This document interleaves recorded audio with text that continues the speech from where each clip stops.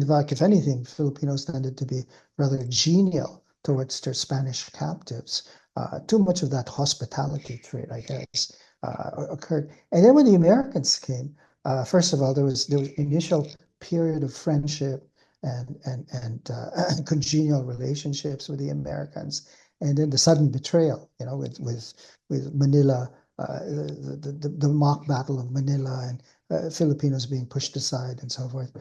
So the full weight of Anglo-Saxon racism, as it were, fell on the Filipinos, forced to retreat to Malolos, etc., etc. And I think the succeeding Filipino-American War was again terribly, terribly violent, exterminatory. Some people have described it as an exterminatory war. And you're right, there was an incredible sort of trauma experienced by people during this war.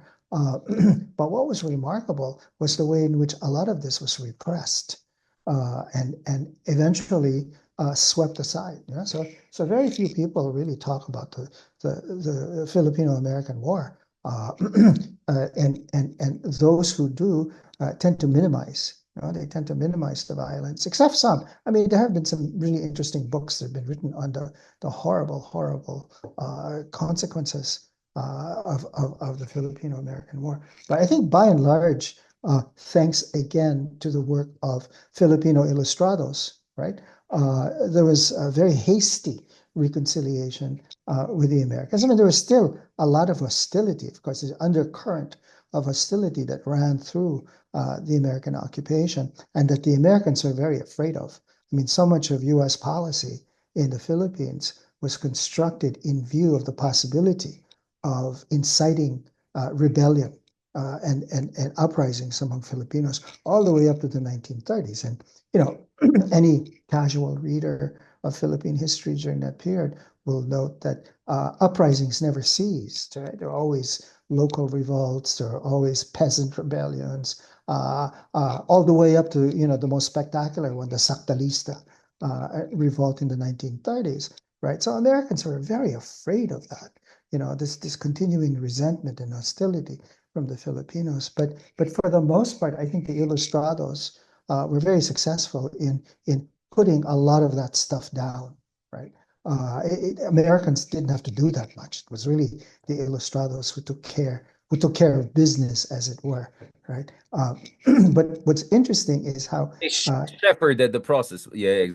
yeah, no, exactly, because the Ilustrados realized that if these rebellions were successful, their own power was going to be endangered, right? So it was very much a colonial Ilustrado that governed the Philippines, right?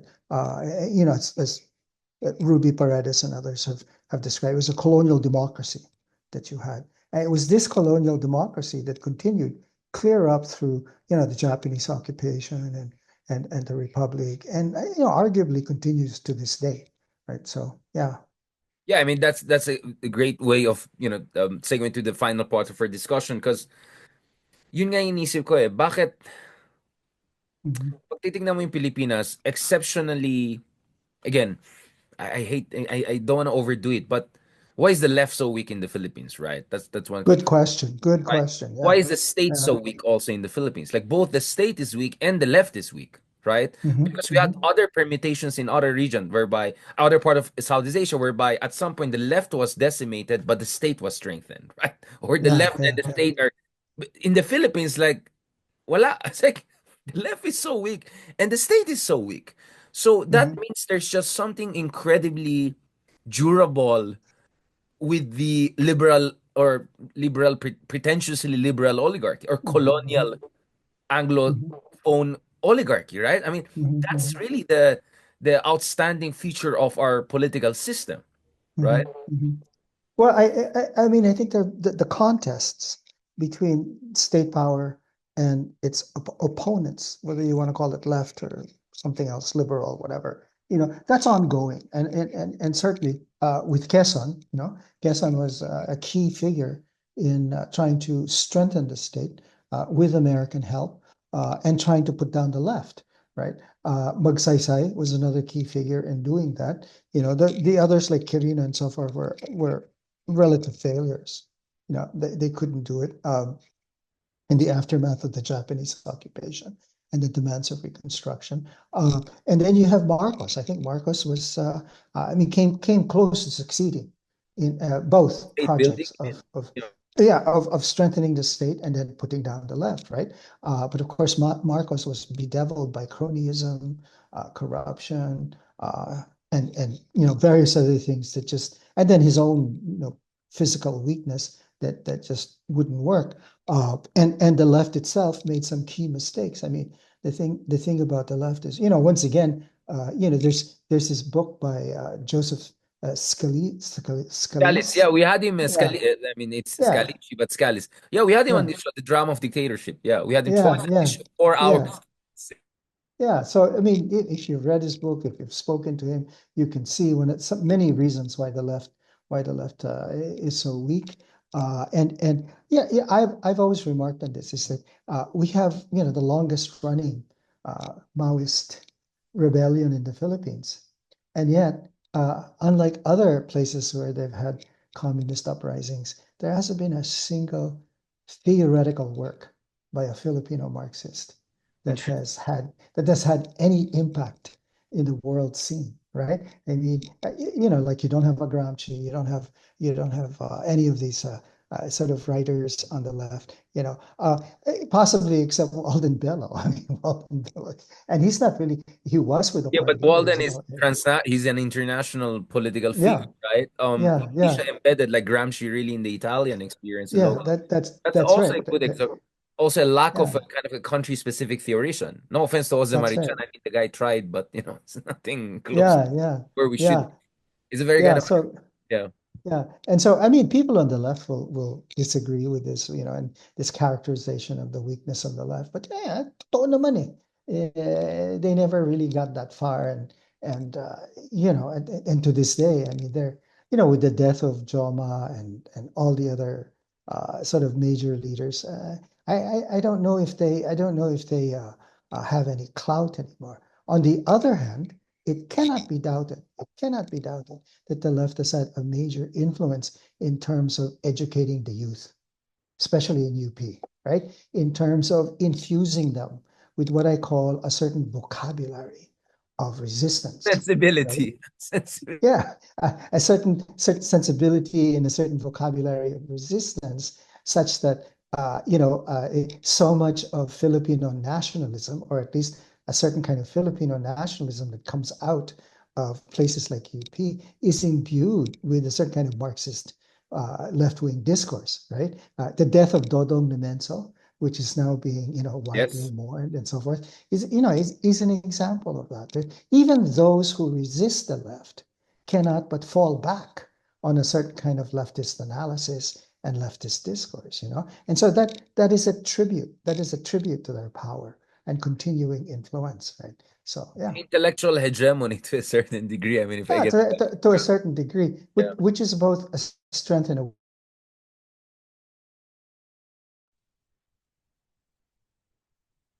as you want to. Doon pa rin, you still have to fall back on that leftist discourse. So yeah, and it's interesting how it spreads to the diaspora.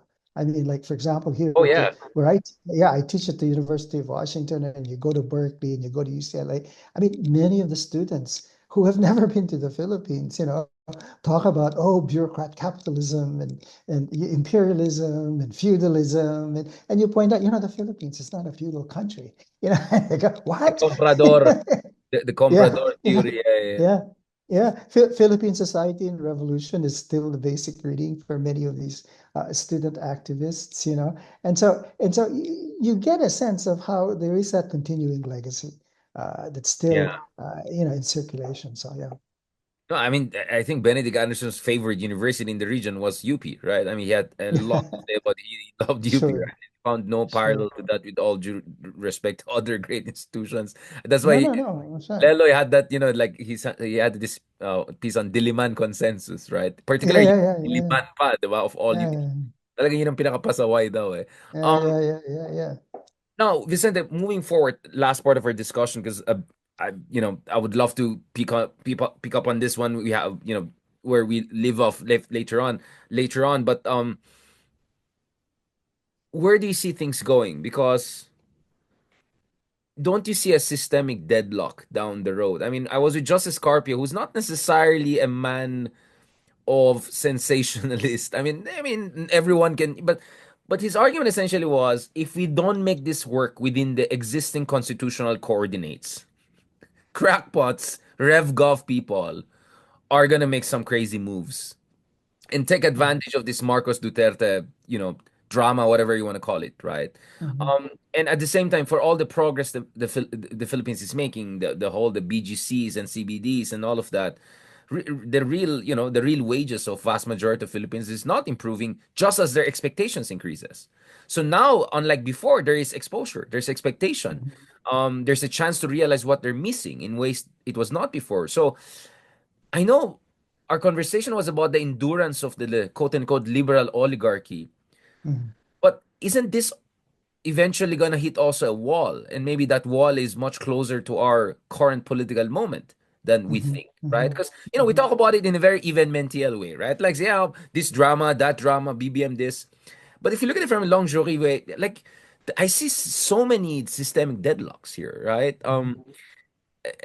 That, like, how long are people going to be okay with this? I mean, the fact that we jump from Duterte to BBM, then Tulfo, it looks like people are looking for something more and more interesting. Yeah, yeah. Clearly, they have lost confidence in the standard forms of leadership and liberal democratic governance.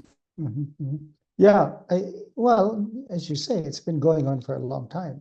A certain kind of pessimism and disillusionment is characteristic of Philippine politics. I can't ever think of a time when people were not pessimistic about Philippine politics. The politics of pessimism is extremely powerful force in the Philippines, which makes it ripe for the emergence of strongmen, right? If authoritarians can succeed in the country, it's because people are extremely pessimistic of the way things are going and are looking for a messianic figure. Given the largely Catholic nature of the country, messianism is an important thing. I just saw Handel's Messiah the other day, right? And two things struck me that were so typical of the Philippines. One is its narrative of the passion of Christ, that he was a man of sorrow, acquainted with grief. That was one of the lines. But then towards the end, they sing Alleluia and celebrate the coming of a divine order. I mean, it's really a celebration of divine authoritarianism, is what you get in Catholicism. So Catholicism underpins so much of Philippine political culture. So on the one hand, you have this widespread pessimism. On the other hand, you have this dream of a Messiah figure, that continues to animate people. And I think that's going to persist. I don't see any changes in that, You see right? that, yeah, hegemonic block again. I'm very Gramsci about this. Mhm. The reason Mhm. I sorry, I'll have to ask one more question because you raised this Catholic angle. Because for me, one of the puzzles, I mean, you can easily say, yeah, yeah, but different history. But still, one of the puzzles is, I find so much similarity with Latin America, right? In terms of Mhm. Mhm. inequality, the haciendero and comienda culture, the American Espanol, a lot of the feudalistic and modernity kind of blending into each other. But the left is far stronger in Latin America, right? Absolutely. The politics is far Absolutely. more dynamic in Latin America. The level of serious intellectual discourse from certain angles with political Mhm. stake, Mhm. because there are a lot of us doing a lot of work, right? Academic work, but is it Mhm. really shaping directly the discourse in the halls of power? I see that in Latin America. I just had the foreign of Mhm. Uruguay on my TV show. He was here in Manila the other week. We were talking about Uruguay politics. We were talking about Mhm. Peruvian politics, Argentina, Chile, Mexico. So why are we so different, not only from our I'll Asian, tell you why. I'll but tell you also why. from Latin America cousins? Yeah, We're yeah, so yeah. lonely. I'll tell you what, if you spend enough time in places like Mexico, one of the things that impresses you is number one, how many revolutions they've had. Number two, how successful these revolutions were. Latin American revolutions have been far more successful right? Which is why they can build up a stronger, like, socialist base, right? A stronger state, for example, and so forth. Even if they have these counter revolutions, in the form of military coups and so forth and so on, right? So that's one thing. The other thing with Latin America is that they've been able to form a kind of relationship with the United States up north, right? That has made it impossible for the U.S. to just simply come in and dictate things to them. So that opposition to the U.S. has been very, very, Collective, no? Like the yeah, yeah, UNASUR yeah. and all of that. Yeah. Exact. The Philippines has never had a successful revolution. I'm sorry to say this, but it's true. I mean, regardless, I mean, Nick Joaquin, of course, was at the forefront of saying this, right? Our revolutions have failed, and that the failure of that revolution has been productive. I shouldn't say, failure is always productive because it always opens the door to other possibilities. And what has the failure of revolutions produced? It's produced this sort of upper class oligarchy that, by virtue of conniving and collaborating with colonial powers, have managed to sustain its power and have managed to solidify class hierarchy as well as a gender hierarchy in the Philippines. And that is the system that we're living with, right? And don't you think the China element, Vicente, could introduce some interesting dynamic here? Because under Duterte, we got some intimations that, I know that was very transactional, very, Yeah, yeah, whatever.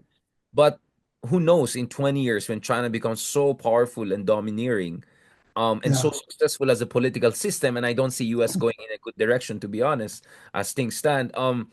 That the Philippine oligarchy will splinter, and a part of that will adopt the Chinese model, kind of a essentially Lee Kuan Yew for the 21st century, right?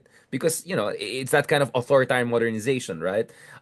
With new characteristics. I'm just wondering about that, right? Because the story of the past 100 years is the American empire, but the story of the Yeah, next 100 years could be competing empires, yeah. and that Well, competing empire could splinter also our oligarchy.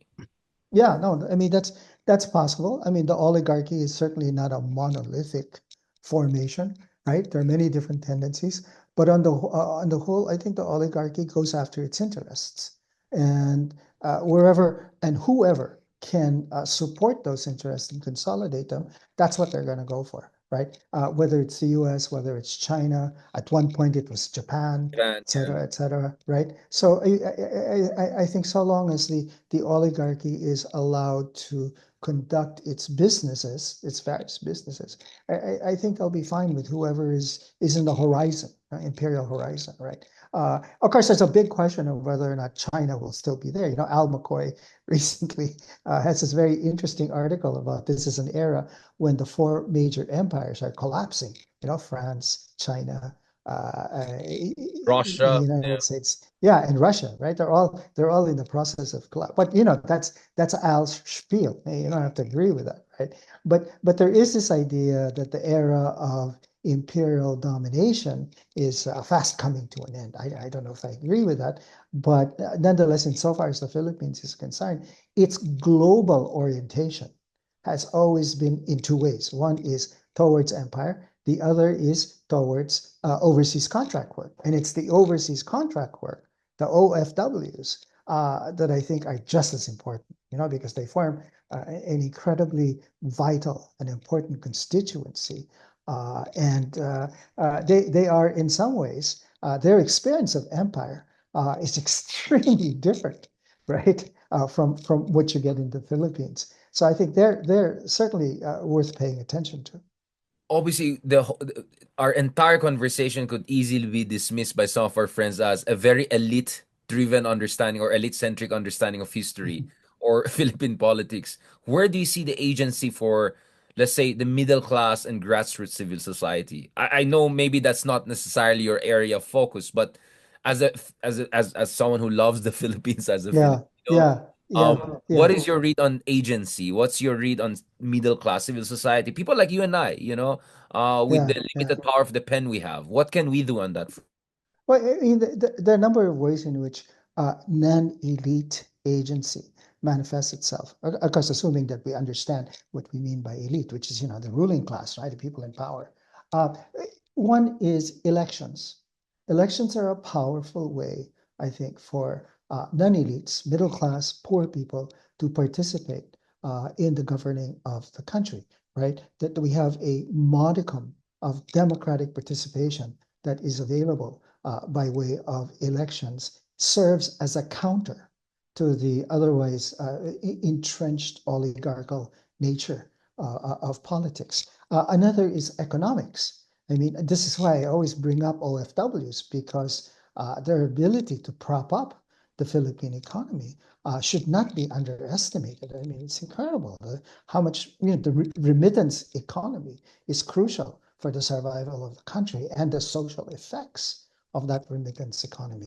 The way they undermine, for example, all these things we've been talking about, the misogyny, the masculinity, because most of the OFWs are women, right? And so all of a sudden they They're control the money. empowered. They're They have exposed. power. Yeah. No, exactly. So OFW, the remittance economy is another way in which they can participate. And then there's also social action. I mean, people have never stopped organizing.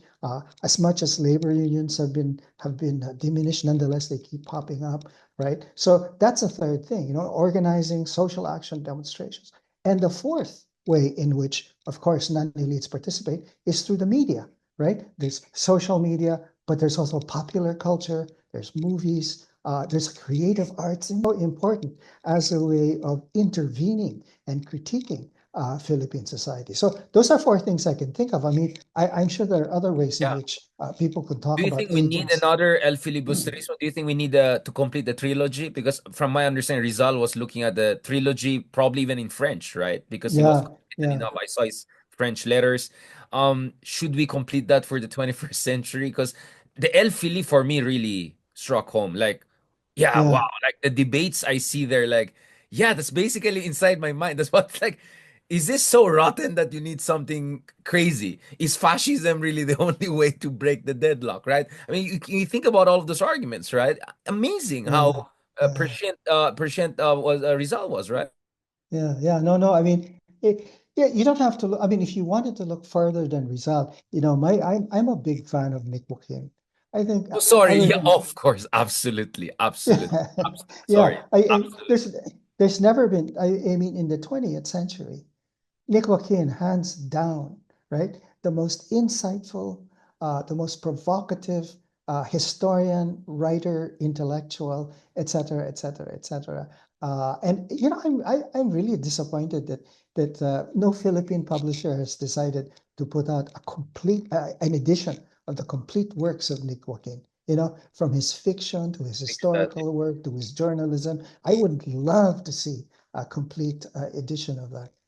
Other than that, there are, what you might call descendants of Nick, Doreen Fernandez, Ed Alegre, of course, Rusil Hell, Mojares, the great historian, Rusil Mojares, right? And I'm waiting for a Philippine publisher to put out, the complete edition of these Brazil. writers, Yeah. So because the new writers that are coming up, I mean, they're okay, many of them are our friends and they're very insightful and they're a lot of fun to read. But I'm sorry to say it doesn't have the same intellectual Like, heft. yeah, you know what I'm saying? Yeah, Yeah, that kind of almost yeah, megalomaniac sense of grandeur, right? Very yeah. 19th Or century. Yeah. or the same kind of intellectual heft, and certainly the same kind of social effect, right? As these writers have had. So, and I think this is. I mean, I'm just waiting for Ateneo University Press or UP University Press to sort of get their act together. And it's like in France, you have Gallimard and all Yeah, these, or like in the U.S. where they have the Library of America and greatest hits. Ayan, in one set. Pwede mo nang bilhin yan. Parang encyclopedia. Alin mo na sa right. bahay mo. Your kids can read it. These are the kinds of legacies, right? Intellectual legacies that we have to start to cultivate and really look after. Ako nga, if and when I ever retire, that's one thing I would push for is that, let's get the complete works. I mean, the National Historical Institute tried to do that with Rizal in 1961. They got all their complete works. And that's a very impressive project that they did. And now it's gone. Nobody can get their hands on a lot of these Rizaliana, right? Inenta? Uh, huh? Inenta? Ano man? Yeah, hindi. Nasaan? It just a lot of them ended up lying, wasting away in their Oh, warehouses. jeez. Yeah, I Stop. used to. I used to go to the, thanks to Ambeth Ocampo, he directed me to the basement of the National Historical Institute. And a lot of the Siciliano was just wasting away, being eaten by cockroaches. And I have a whole bunch of them that I took. And you could buy them for 1 peso a pound, at that time. Yeah, something And that's tragic. Yeah. yeah, and ngayon wala na. And no other publisher has sought to invest, because it costs money, of course, right? And none of them have sought to invest in reviving, for example, these wonderful volumes of, result translations in Bicol, in Ilocano, etc.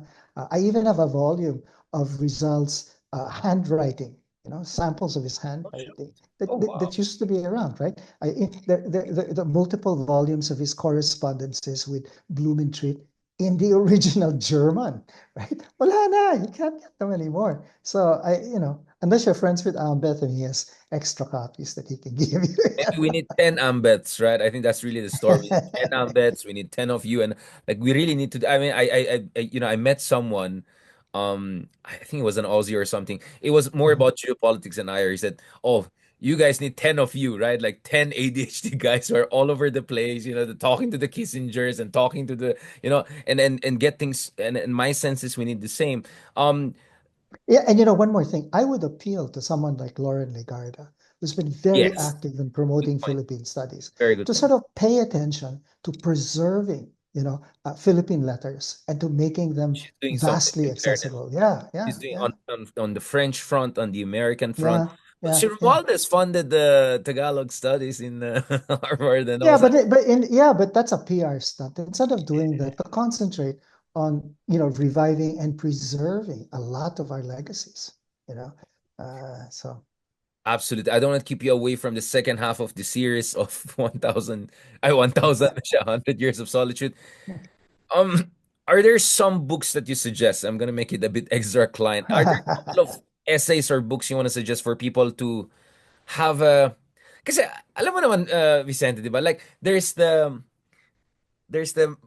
kind of a mass media understanding of Philippine politics. The way radio announcers talk about, lahat kurakot. Like, there's no analysis, right? It's just descriptive. It's just whining. It's just ranting. And I'm saying, as someone who's been dealing with the media here in the Philippines for a long time, it's not analysis. I think we have wonderful yeah, journalists, but what we need is analysis. So so obviously you're saying Nick Joaquin should be the starting point. Is that what you're saying? If yeah. if, if you Well, want to suggest to someone like three books or three essays. yeah, yeah.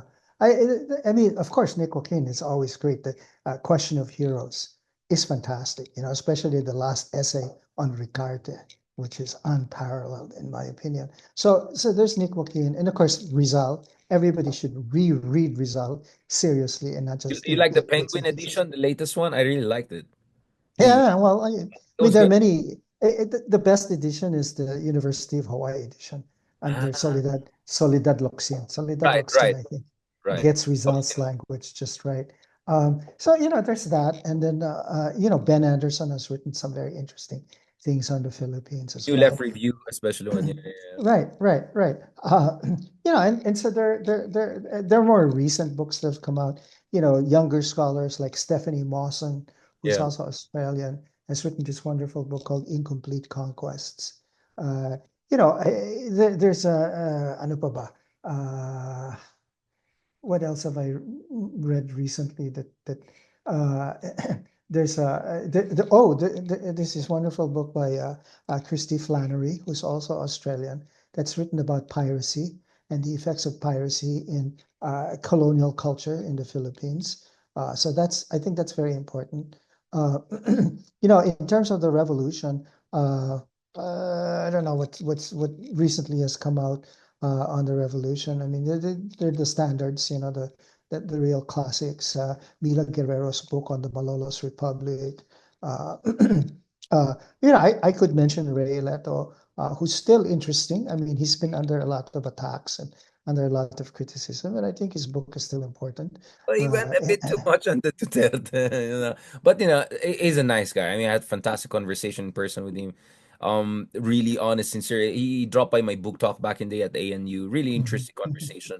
Obviously, he pushed back very strongly against the Benedict Anderson Latin Oh, American sure, Nexus. He sure. was really on the Datu one, and I said, Why Yeah, not yeah, both? Because that's my understanding. It's a hybrid. Why should it be either or? Um, exactly, exactly. Thank you Yeah. so much, Vicente. I really, really appreciate it because, obviously a lot of my analysis here is really like, everyday punditry, political analysis. Mhm. Pero Yeah. kailangan talaga natin ito eh. I mean, we really need this kind of adjust the aperture, look at it from the bird's eye view. You know what? Mhm. I actually met a couple of your students. Oh, I'm so bad in it. One of your students who's now teaching in Mexico. Yeah, Jorge, Yeah, yeah, Jorge. he was here. He Yeah, was at Asian Center. We were together because, yeah, um, yeah, yeah, yeah, and yeah. then also doctoral student, one of your. So they were there, and we have, and he was talking about like these amazing figures, like this Peruvian called Prado, Uh-huh. who wanted to Uh-huh. launch a coup in the Philippines. I mean, like Right, right. wild shit. I'm sorry, like there's so much wild Yeah, stuff going yeah, on. yeah, yeah, yeah, That's the thing yeah, that yeah, Latinos were doing in the Philippines. Like yeah, we're so blind to the connectivist history. That's really what I love. yeah, I always love that yeah, connectivist history, whether it's yeah. Indonesia on the Philippine political left Right, or right, it's Latin right. America on this anti-colonial post. It's amazing, right? I think we need more of that. And in fact, in fairness, your works to a certain degree are of the Mhm. same John Seidel also to a certain degree Yeah, as yeah, well. yeah, Right? yeah, yeah, So I think yeah. those are also amazing works, connectivist work. Kasi you won't Right. really understand Philippines unless you put it in that bigger context. That's correct. Yeah, I agree. I agree. On Yeah. that note, thank you so much. You can see medyo nagbablush na ako. That's a sign na medyo exhaustion and all of that. But I really appreciate this, Vicente. I mean, Oh, this it's was good. the day Yeah. of historians with Leloy, sobrang kulit. With you, let me tell you, I always feel, privileged to have friends like you, Vicente, Yeah, and yeah. more power to you, my friend. And please continue Thank you. the Thank great you. work you're doing. Please continue to inspire people, and please continue to push the envelope and be iconic. Yeah, yeah, That's what I yeah. love about I'd you and love to Lele. see Both you. of you are pasaway. It's like throw bombs once in a while. It's like That's right. That's right. that's Yeah, good. yeah, yeah, That's what I love because that's what I do. Like, like I just throw bombs. yeah, That's yeah, what. yeah, yeah, yeah. Salamat, Vicente, and let's keep in touch.